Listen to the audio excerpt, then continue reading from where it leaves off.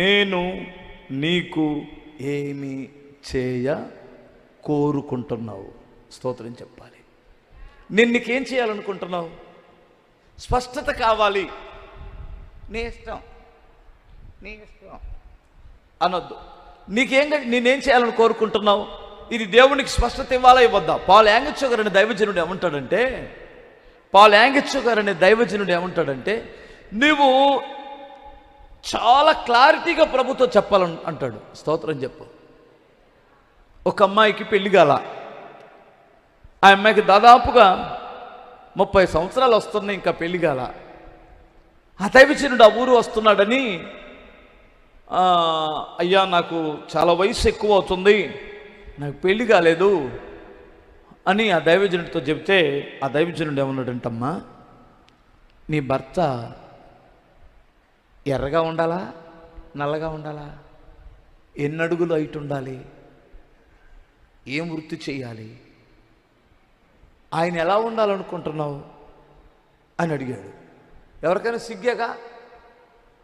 అయ్యి బాబు ఇన్ని చెప్తారా? ఎలా ఉన్నా పర్వాలేదండి, ఆ తండ్రి వివాహం చేస్తే చాలనండి. పిచ్చిదాన్ని ఎలా ఉన్నా కాదు, నువ్వు ఎన్ని అడుగులు ఉండాలని కోరుకుంటున్నావు, ఎలాంటి కలరు, ఎలాంటి వృత్తి కలిగి ఉండాలనుకుంటున్నావు అడిగితే, ఆ అమ్మాయి సిగ్గుపడుతూ నా హైట్ ఎంత అండి, ఆయన హైట్ ఎంత ఉండాలి, ఇలా ఉండాలి, ఆయన వృత్తి సంగీతం, ఈ గిటార్ ఉంటుంది కదా, గిటార్ వాయించేవాడే కావాలి అని ఇంకా ఆమె కోరికలని చెప్పింది. ఓకే, నువ్వు వెళ్ళు, అలాంటి వాడు నీకు భర్తగా వస్తాడని నువ్వు నమ్మి ఊహించి ప్రార్థన చేసుకో, దేవుడు కార్యం చేస్తాడన్నాడట. ఇప్పుడు ఆ అమ్మాయి వెళ్ళి ఈ దైవజనుడితో ఏం చెప్పిందో అదే దేవుడితో చెబుతున్న రోజు వెళ్ళి స్తోత్రం చెప్పాలి. ఆ దైవజనుడు సేవకుడికి మాటకు లోబడి ఒక సంవత్సరం తర్వాత మరలా ఆ అమ్మాయి కలిసింది. అలాంటి భర్తను తీసుకుని వెళ్ళింది ఆ మీటింగ్లోకి. స్తోత్రం చెప్పు ఒకసారి. ఎన్నో సంవత్సరాలు ప్రార్థన చేశాడట ఆ దైవజనుడు. ప్రభువా, ఈ మురికిపేటలో ఇంతకాలం నుంచి నేను సేవ చేస్తున్నాను, నాకు సైకిల్ ఈ ప్రభువా, ఇలాంటి బల్ల ఒకటి నాయన, బైబిల్ చదువుకోవడానికి సైకిలు, బల్ల, కుర్చీ, ఒక కుర్చీ ప్రభువా అని ప్రార్థన చేశాడట. ఎన్ని సంవత్సరాలు ప్రార్థన చేసినా రాలా ఆయనకి, పాల్ యాంగిచ్చో గారికి. అప్పుడు ఒక రోజున చాలా నిష్ఠూరపడి ఏడుస్తున్నాడట. ప్రభువా, నేను నీ సేవ చేస్తున్నాను కదా, ఏంటి నాయన నాకు సైకిల్ ఇవ్వలేవా, నాకు కుర్చీ ఇవ్వలేవా, నాకు బల్ల ఇవ్వలేవంటే, పాల్ యాంగిచ్చో సైకిల్ ఇవ్వమన్నావు, ఏ కంపెనీ సైకిల్ అడిగా? బుర్ర ఆశ్చర్యపోయాడు ఆయన. బల్ల అడిగావు, ఏ చెక్కతో చేయాలి, ఏ చెక్క బల్ల ఇవ్వాలి నీకు? కుర్చీ అడిగావు, ఏ చెక్కతో తయారు చేయాలి? నువ్వు క్లారిటీగా నాతో చెప్పలేదు కదా, ఏదో కుర్చీ, బల్ల, ఈ సైకిల్ అంటే అన్నట్టు. నువ్వు క్లారిటీగా చెప్పు, నేను ఇస్తాను అన్నాడట. అప్పుడు చెప్పాడట, సైకిల్ కంపెనీ పేరు చెప్పాడు, కుర్చీ, బల్ల ఏ చెక్కతో చేస్తే బాగుండాలో చెప్పాడు అని. ఇక ప్రభు చెప్పాడు కదా, ఇచ్చేసాడని నమ్మి చర్చిలోకి వచ్చి,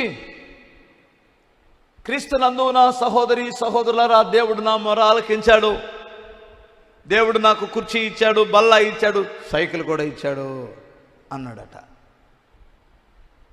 ఈ దగ్గరగా ఉండి పరిచర్య చేసేవాళ్ళు ఉంటారుగా, ముదురులు ఉంటారు కొంతమంది, ఎరా ఉంటారు కదా, వీళ్ళు మనకు తెలియకుండా ఇప్పుడు ఇచ్చాడు, అన్నకి సైకిల్ ఇవ్వలేదు, బల్ల ఇవ్వలేదు, కుర్చీ ఇవ్వలేదే అని సంఘంలో మాత్రం ఇచ్చేసాడని చెప్పాడేంటి అని ఆ పాస్టర్ గారు, ఇంటికి వెళ్దాం అసలు అడుగుదాం అని ఒక 10 మంది కుర్రోళ్ళు అందరూ వెళ్ళి పాస్టర్ గారు ప్రార్థన ముగించుకొని ఇంట్లోకి వెళ్ళి భోజనం చేస్తున్నాడు. చేసేటప్పుడు వీళ్ళందరూ వెళ్ళి నించున్నారు. పాస్టర్ గారు వచ్చి, ఏంటి నాయన, ఏంటి అందరూ వచ్చారు అని అడిగింది. ఏమి లేదు అమ్మగారు, పాస్టర్ గారికి సైకిల్ ఇచ్చాడన్నాడు, బల్లా ఇచ్చాడన్నాడు, కుర్చీ ఇచ్చాడన్నాడు, అవి చూద్దామని వచ్చామన్నారు. ఇంట్లోకి వెళ్ళి, ఏమయ్యా నువ్వేమో చర్చిలు అలా చెప్పావు, అదిగో వాళ్ళు చూడడానికి వచ్చారు, అబద్ధికుడు అవ్వ, ఏం చూపిస్తావంటే, ఆయన అన్నం తినేవాడు. గబగబా లేసొచ్చి తినేసి లేసొచ్చి, ఏంట్రా అన్నాడు. తమరో సైకిల్ ఎక్కడ పెట్టారు, కుర్చీ ఎక్కడ పెట్టారు, బల్ల ఎక్కడ పెట్టారు, సంఘంలో చెప్పేశారు కదా వచ్చిందని అన్నారు. అంటే సన్నిహితులు ఉంటారుగా ఆ పిల్లలు, పిచ్చోళ్ళారా, అవి ఇప్పుడెట్ట కనపడతాయిరా, గర్భంలో ఉన్నాయి అన్నాడంట. గర్భంలోనా అని గబగబ వచ్చి పొట్ట మీద తలకాయ పెట్టి చూస్తున్నాడు ఒక్కొక్కడు. గర్భంలో ఇవి ఎలా పెరుగుతున్నాయని అని నవ్విన తర్వాత నవ్వి, ఇదేంటండి గర్భంలో ఉన్నాయి అంటావేంటంటే, ఒరే పిచ్చోడా, ఒక తల్లి గర్భం ధరిస్తేనే కదా 9 నెలల తర్వాత బిడ్డ బయటకు వస్తారు.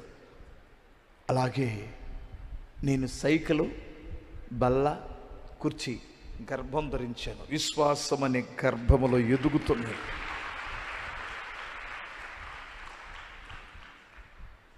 అప్పుడు ఆయన సేవ చేస్తున్న ప్రాంతంలో ఒక దొర, అంటే అమెరికా దొర లేదంటే ఇంగ్లాండ్ దొర తెలియదు, కానీ ఆ దొర అక్కడ సేవ చేసే పీరియడ్ అయిపోయిన తర్వాత ప్రభు అతనితో మాట్లాడుతున్నాడు.